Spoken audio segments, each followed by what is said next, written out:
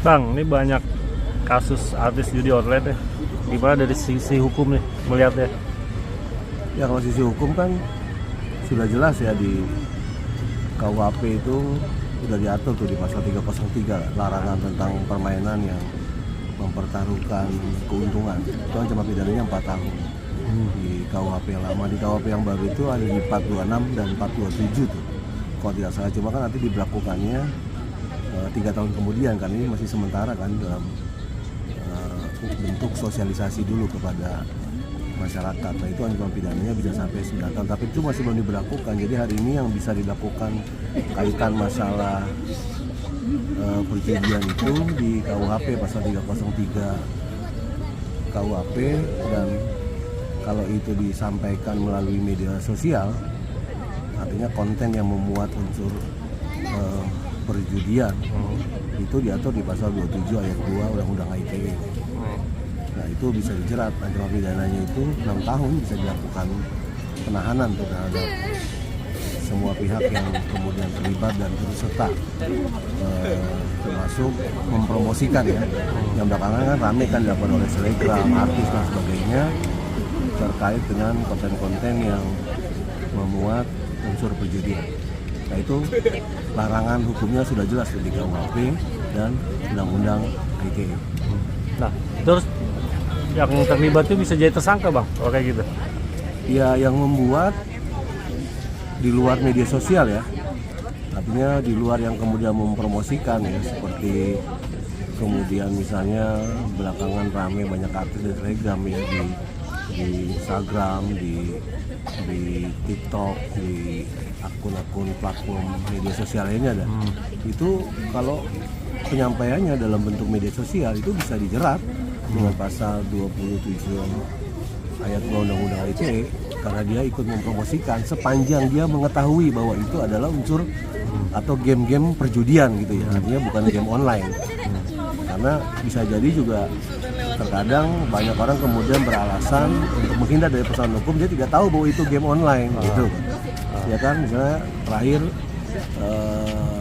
kita lihat bagaimana seorang anggota DPRD kan dalam forum rapat itu dalam salah satu partai itu kan pernah kedapatan bermain judi online kan, tapi dia coba untuk mengalihkan, mengatakan bahwa itu adalah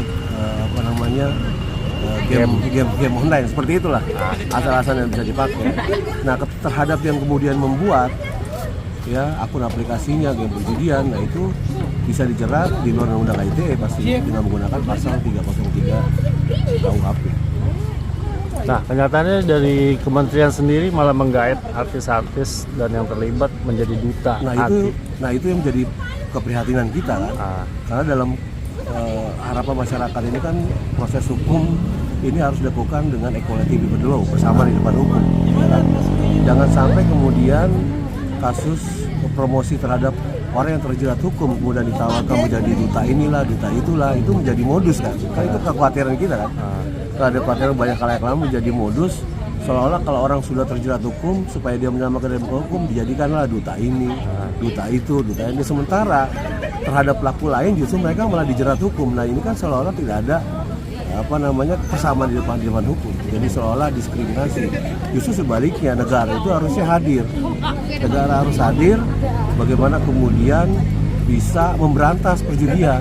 Baik itu Menkominfo ya punya otoritas untuk berkomunikasi dengan akun media sosial, bahkan dia bisa punya otoritas untuk menghentikan atau men-take down gitu kan. Dan sebaiknya polisi juga atau aparat penegak hukum bisa melakukan penegak hukum terhadap para pelaku. Harusnya ada sinergis antara kemudian pemerintah dalam ini Kominfo dan aparat penegak hukum kita, bukan berupaya untuk malah menyelamatkan orang yang terjerat karena dia seorang artis, public figure, supaya dikenal karena sudah dikenal khalayak ramai, kemudian malah justru diselamatkan gitu loh. Negara malah tidak hadir dalam persoalan itu. Nah itu yang saya kira akan menjadi keprihatinan nanti di tengah-tengah masyarakat.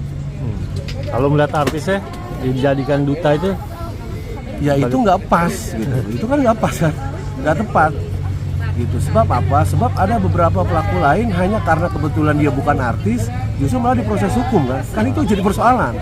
Sementara kalau dia artis maka tidak ada proses hukum, malah kemudian dijadikan duta. Nah terus ya sudah, berarti kan ada persoalan diskriminasi. Nah, negara kemana? Justru negara harus hadir dalam rangka ya menegakkan proses hukum, dan dalam rangka memberantas baik itu dilakukan oleh masyarakat biasa atau siapapun termasuk artis dan public figure. Oke.